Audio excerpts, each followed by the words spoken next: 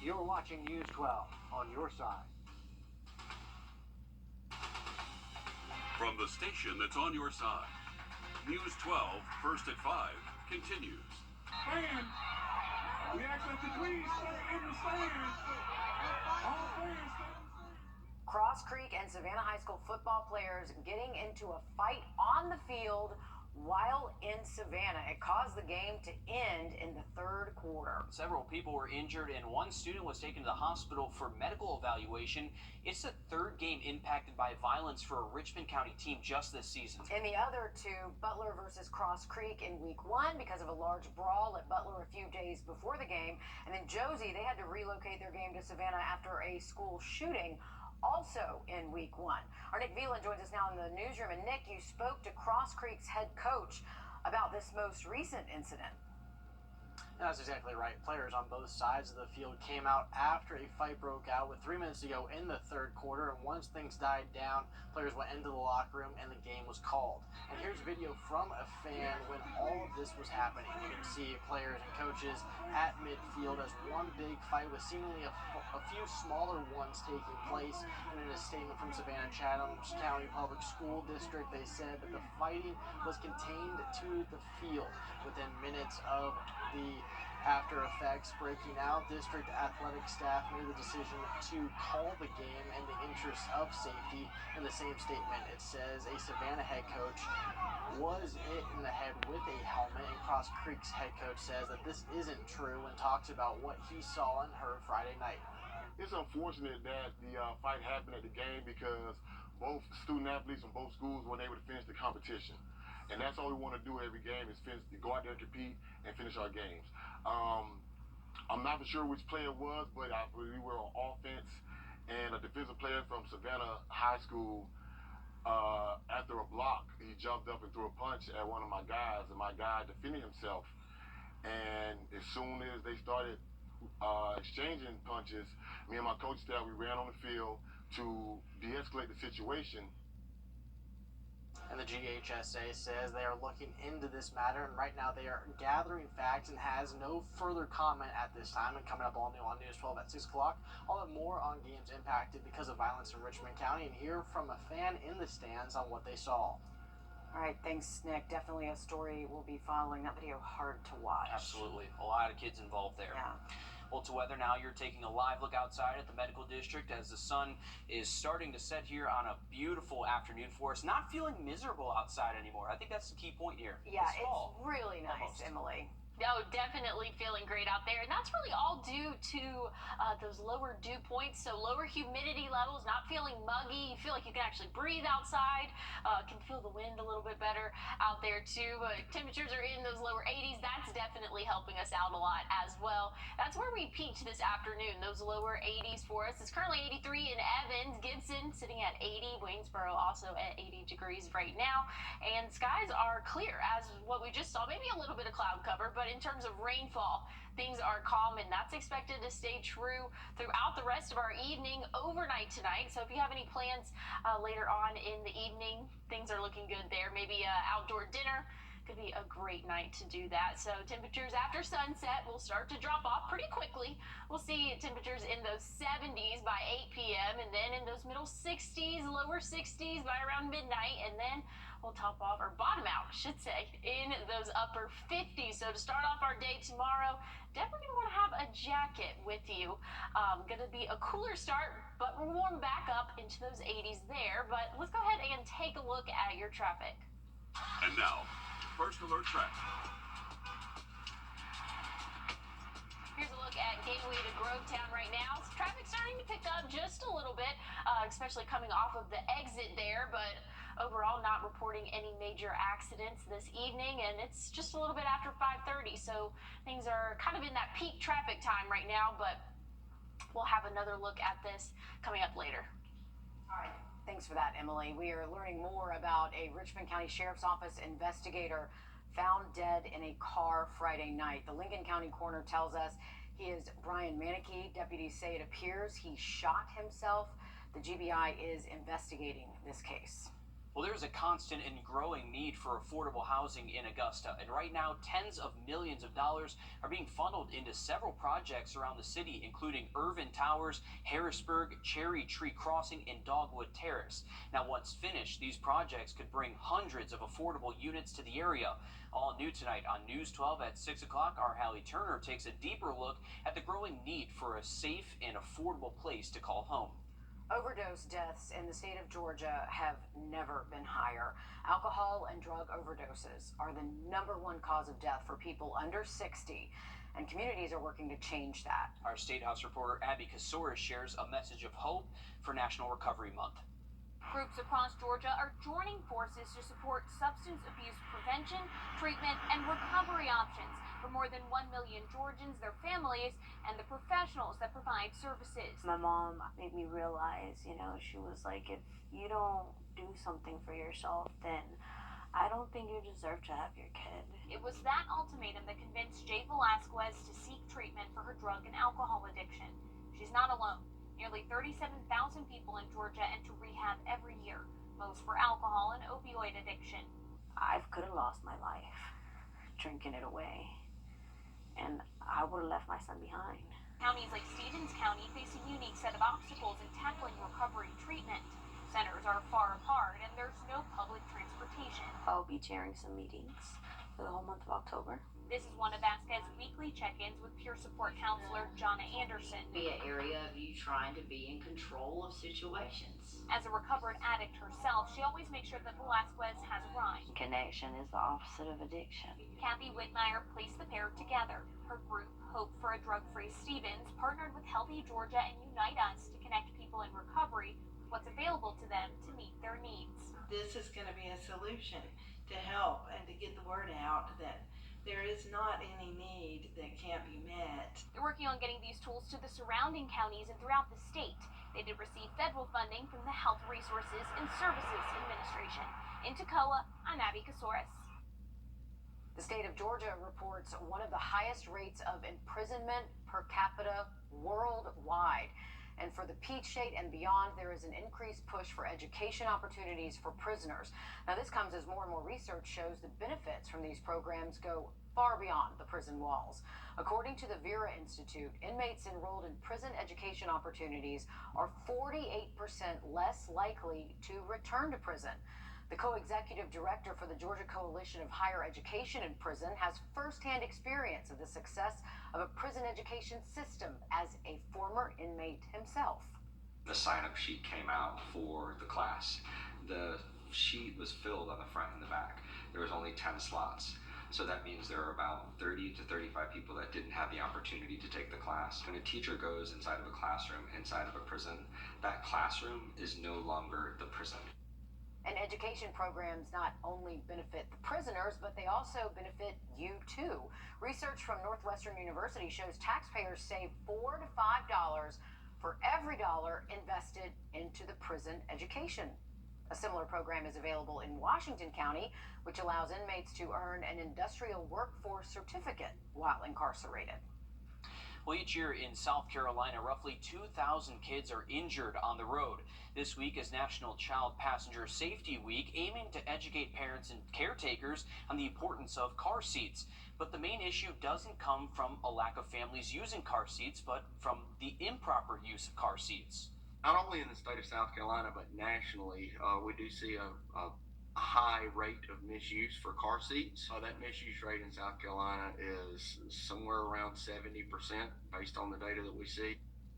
And some of the most common mistakes include the car seat not being properly installed into the car, the child being too loose in the car seat, and the use of a car seat past its expiration date. South Carolina DHEC is holding special events throughout the week at hundreds of locations across the entire state, including in Aiken and Barnwell counties, where a licensed technician can check your child's car seat for free. More information can be found on our website, wrdw.com.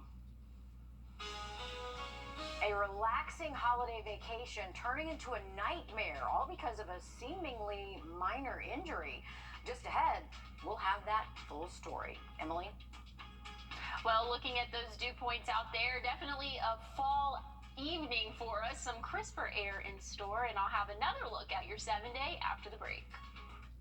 Just last week, the I-Team told you about just one DUI case in Burke County that was not sent forward for prosecution by the Burke County Sheriff Alfonso Williams. The I-Team found a second DUI case that appears to have not made it to the court system. Well, deputies pulled over Daryl Tucker, the driver of the vehicle, who they say was so intoxicated he couldn't even talk or even walk. Huh? I can't understand what you're saying. What?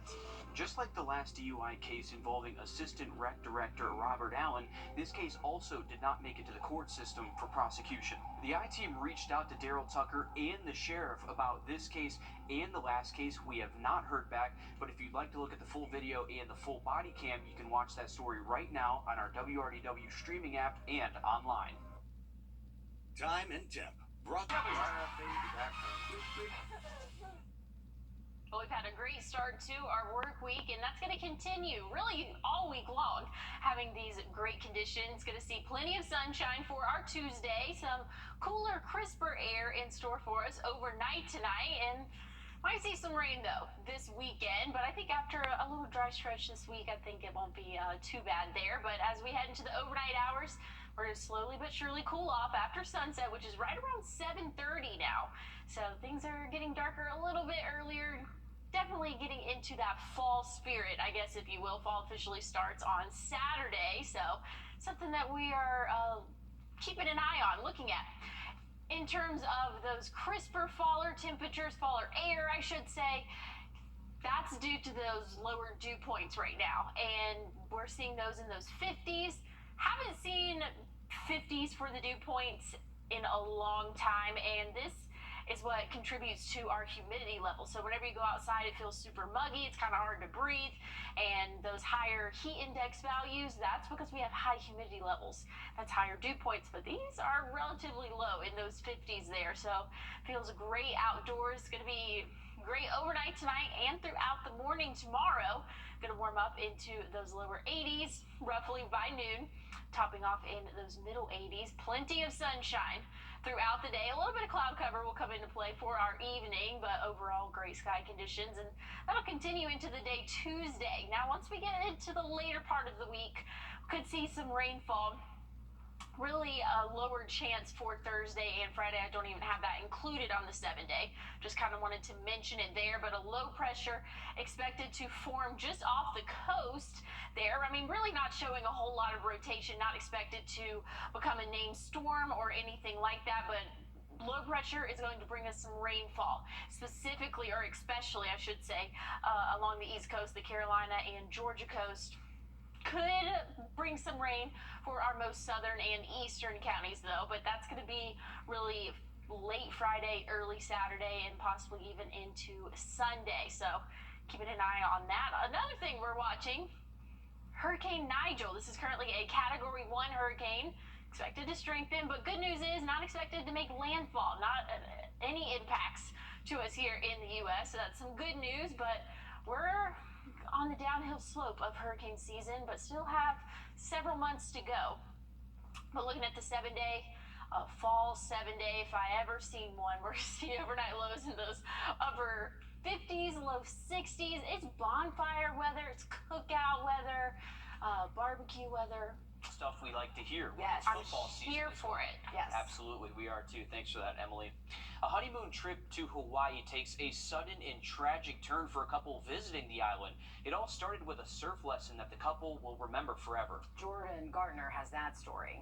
Brendan Town and his wife Cho Park came to Hawaii from Atlanta for a dream honeymoon. After spending their first week in Oahu, next stop was a trip to the Big Island.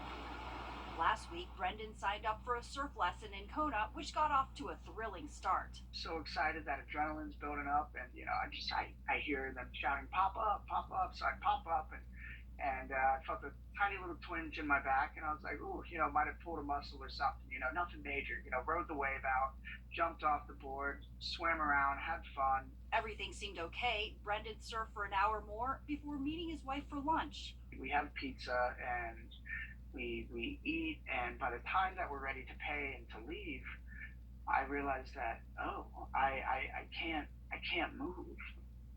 Like, this is bizarre to me. So I try to stand up again, and I just slump right back down into the chair. Then it was off to the ER, where doctors diagnosed Brendan with surfer's myelopathy, a rare non-traumatic spinal cord injury due to hyperextension of the lower back. He's now confined to a wheelchair, paralyzed from the waist down. What's so baffling to Brendan, it all seemed like a minor tweak. Nothing that I haven't been through before. I've been hit by a car biking in Atlanta, you know, and that was insanity. And I literally popped up and nothing was wrong with me. This is just the tiniest little pinch. And then the time started ticking, and before I knew it, I just couldn't move. His life altered in an instant, but Brendan is staying positive, determined to recover for his wife and their baby boy due in February. I know that I'm going to get better one way or another, even if I'm in a wheelchair. That's not going to slow me down from being the greatest papa in the world. You know, it doesn't matter what's thrown my way. I'm gonna take care of it. Best attitude ever. The couple says they are flying back to Atlanta soon and are raising money for medical expenses. How many times do you and the people around you hear something like this? You'll be happy to know that iPhone is getting new ringtones. I'm JB Tucker. We'll take a listen coming up. First Alert Radar, powered by Jim Hudson of Lexus, Acura, Cadillac. I'm Chip Lewis with Augusta Medicare Specialist. The Medicare enrollment process can be overwhelming. Let us take that burden off your shoulders. We're local and we're here to help. Don't wait till you're 65 to call. Are64.com. Captain is fucking Captain D's. All right, what do we got? Looks like 64 yards to the pin. About 64 mile per hour winds. Dude, there's no wind. Hand me my 64-degree wedge. What's in with you and 64? Are you 64.com? Today, Apple released iOS 17, meaning everyone with an iPhone can download new features and emojis. And Apple had talked a great deal about some of the new features, but one of the biggest changes nobody has noticed. Our consumer tech reporter Jamie Tucker says it's literally music to our ears. The last time Apple introduced new ringtones, Katy Perry had a hit song called Roar. It's been a decade of... Well, Apple's not saying much about new ringtones, but they seriously may be the best feature of the new iOS 17. 24 new ringtones available now for iPhone users. And if you think that's not that big of a deal, think about how many times you've heard this in the last decade. The new jingles, tones, interludes, whatever you want to call them, are earworm worthy. There's EDM sounding dollop and arpeggio. The ringtone Unfold. I'm almost expecting Adele to start singing. And the building Chirp, which sounds like we might hear in an Apple commercial one day. Unlike previous ringtones, some are not looping, but about 20-second tunes. Some are lo-fi, complete with the cracks and pops of vinyl records in the background. Quad is great for phone calls, while Chalet would make a nice wake-up alarm. Even the default tone Reflection has an updated sound. There are also 12 new tones for texts and notifications. If you're old school, you can still find the classic tones, but why would you?